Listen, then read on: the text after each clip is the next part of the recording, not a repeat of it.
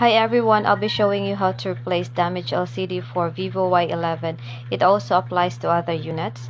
First, we have to remove the back cover kay naa din na makita nimo ang battery, connections sa LCD, connections sa volume and power button.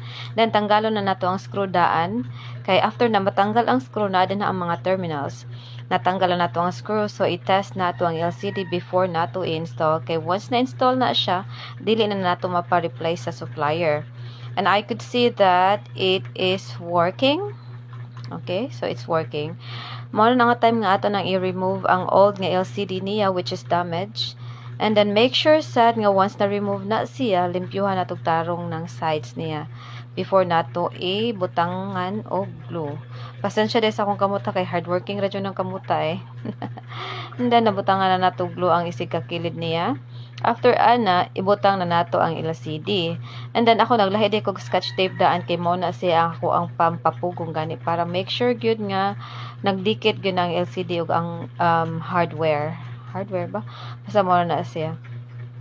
So nakaputang na ko og scotch tape, and then atong i-test daan if working good ang LCD. So it's working, and then mo na siya ang finished product. So mo na nagpaayo na ako na nampiling, and then na din na siya tempered glass, nagbubbles na wala pa na ako natarong